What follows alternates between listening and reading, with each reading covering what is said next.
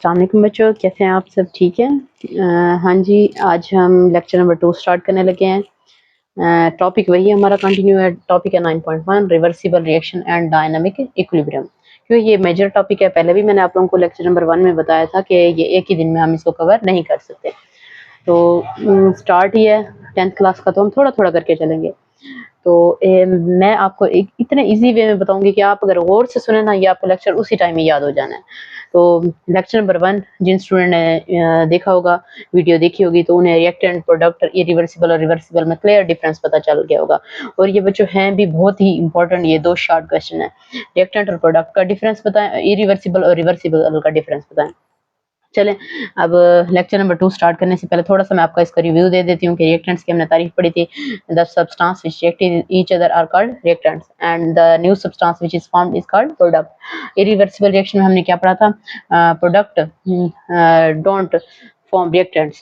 इसमें हमने ये पढ़ा था कि प्रोडक्ट जो है अगेन फॉर्म रिएक्टेंट्स। यानी इसमें ये क्लियर हो गया। इसमें प्रोडक्ट रिएक्टेंट्स नहीं बनाएंगे, इसमें प्रोडक्ट क्या है, रिएक्टेंट्स बनाएंगे। इसको हमने सिंगल एरो से बच्चों रिप्रेजेंट किया था और इसको हमने किस चीज से रिप्रेजेंट किया था? डबल एरो से। तो ये हमारा हो गया क्लियर।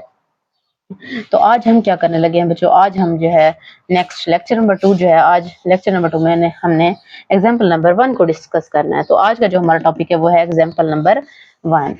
नंबर 1 बच्चों ये है कि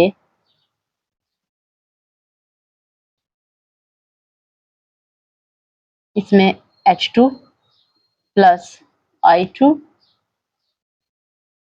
रिवर्सिबल रिएक्शन 2HI।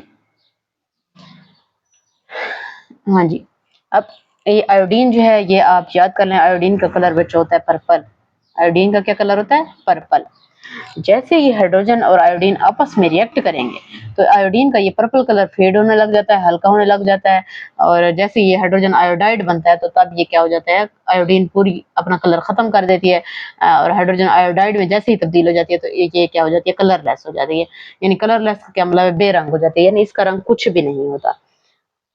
इसमें होता क्या है? इसमें रिएक्शन इस तरह से होता है कि अब हाइड्रोजन और आयोडीन रिएक्ट करेंगे, क्या बन जाएगा? ये ऊपर वाला रिएक्शन जो आगे की तरफ जा रहा है बच्चों, इसको हम कहेंगे ये है फॉरवर्ड रिएक्शन। यानी फॉरवर्ड रिएक्शन की तारीफ आपको साथ ही क्लियर करती चलूं कि फॉरवर्ड रिएक्शन क्या होता है। इसमें रिएक्टेंट्स जो हैं ये क्या बनाते हैं? प्रोडक्ट्स बनाते हैं। ये होता है फॉरवर्ड रिएक्शन। और दूसरा बच्चों क्या होता है? Reverse reaction. कौन सा रिएक्शन होता है? Reverse reaction. रिवर्स रिएक्शन में क्या होता है? ऐसा रिएक्शन जिसमें प्रोडक्ट्स दोबारा से क्या बनाते हैं? रिएक्टेंट्स बनाते हैं। ये क्या होता है? Reverse reaction. तो ये 2 डेफिनेशन भी बहुत है हमें, फॉरवर्ड रिएक्शन और रिवर्स रिएक्शन। फॉरवर्ड रिएक्शन वो होता है जिसमें क्या होता है? रिएक्टेंट्स क्या बनाते हैं? प्रोडक्ट्स बनाते हैं। और रिवर्स रिएक्शन क्या होता है बच्चों? ये पीछे की तरफ आ रहा है ना, तो इसमें क्या होगा? प्रोडक्ट्स क्या बनाते हैं? रिएक्टेंट्स बनाते हैं।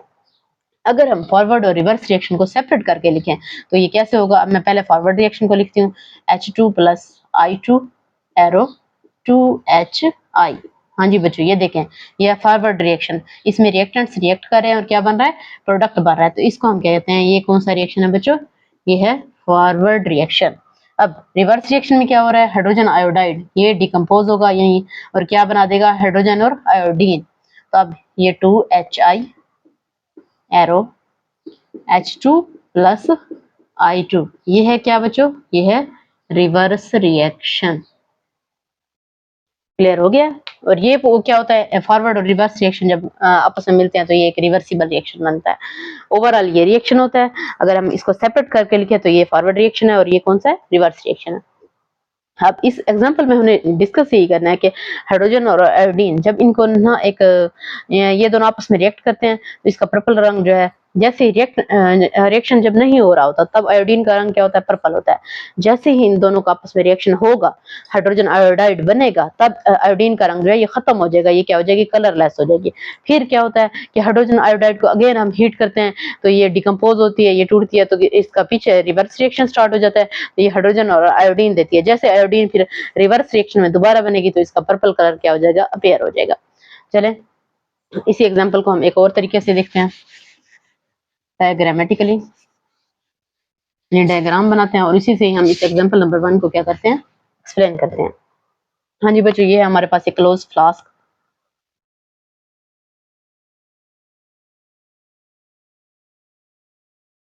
तो डायग्राम जैसे ही बने इसी के साथ आप लोगों ने गुजारा करना है। ये जल्दी में हम बनाते हैं तो तकरीबन ऐसे ही। और फ्लास्क को हमने क्या कर दिया, क्लोज कर दिया, यानी इसका ढक्कन हमने क्या कर दिया, बंद कर दिया। अब एक फ्लास्क हमारे पास ये हो गई और दूसरी हमारे पास ये हो गई फ्लास्क।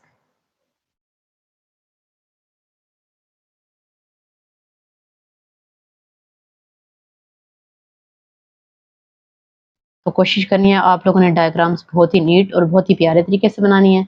बेशक आप पहले पेंसिल से बना लें और उसके बाद फिर आप मार्कर और पेन से उसको इंतहाई खूबसूरत बना लें। ये भी फ्लास्क क्या है, क्लोज है, इसको हमने क्या ढक्कन बंद कर दिया।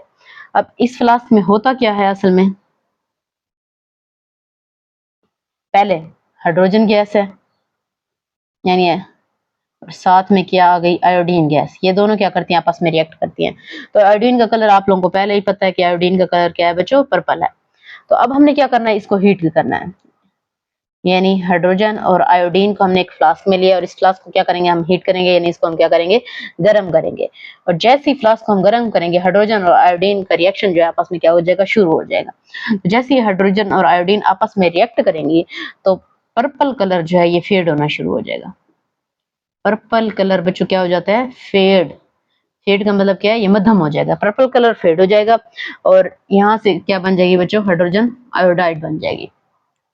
अब हाइड्रोजन और आयोडीन आपस में कंबाइन हो रहे हैं, आपस में रिएक्ट कर रहे हैं, तो इस रिएक्शन को क्या कहते हैं, जो फॉरवर्ड रिएक्शन होता है, फॉरवर्ड रिएक्शन को बच्चों हम नाम देते हैं कम्बिनेशन का, क्योंकि हाइड्रोजन और आयोडीन कंबाइन हुए हैं तो इसलिए ये क्या है, कम्बिनेशन रिएक्शन है। जो फॉरवर्ड रिएक्शन है, जो रिएक्शन आगे की तरफ जा रहा है, जिसमें रिएक्टेंट रिएक्ट कर रहे हैं और प्रोडक्ट बना रहे हैं, तो फॉरवर्ड रिएक्शन को हम क्या कहते हैं, ये कम्बिनेशन रिएक्शन है। और पर्पल कलर इसमें क्या हो जाता है, फेड हो जाता है, क्योंकि आयोडीन खत्म हो रही है और ये क्या बन रही है, हाइड्रोजन आयोडाइड बन रही है, इसलिए पर्पल कलर क्या है, फेड हो जाता है। अब रिएक्शन जो है अगेन रिवर्स स्टार्ट होगा। रिवर्स जब स्टार्ट होगा, हाइड्रोजन आयोडाइड को भी हमने क्या करना है, दोबारा हीट अप करना है।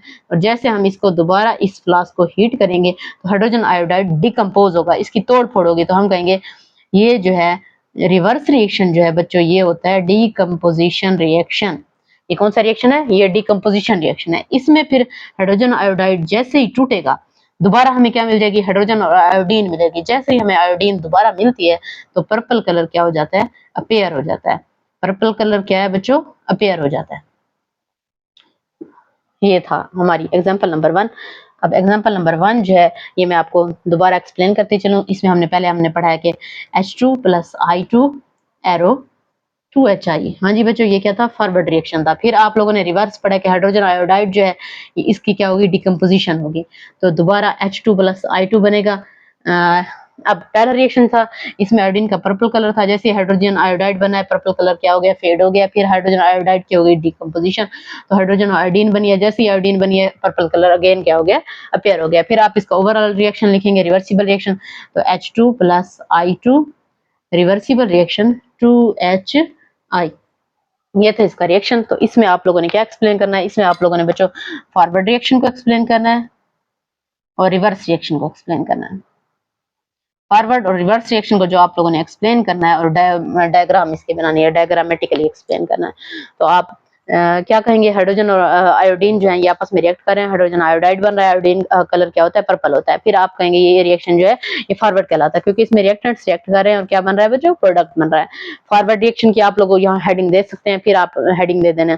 रिवर्स रिएक्शन की उसमें आप क्या कहेंगे, हाइड्रोजन आयोडाइड जो है ये डिकम्पोज हो रहा है, ये टूट रहा है, हाइड्रोजन और आयोडीन दोबारा मिल रही है। जैसे ही आयोडीन हमें दोबारा मिल रही है तो पर्पल कलर क्या हो जाता है, अपीयर हो जाता है। तो इसमें आप ये कहेंगे, इसमें प्रोडक्ट जो है ये दोबारा से रिएक्टेंट बना रहे हैं, तो ये कौन सा रिएक्शन है, ये रिवर्स रिएक्शन है। तो आप फिर नेक्स्ट ओवरऑल रिएक्शन लिख सकते हैं H2 + I2, इसको रिवर्सिबल रिएक्शन भी आप लिख सकते हैं, H2 + I2 reversible reaction 2HI।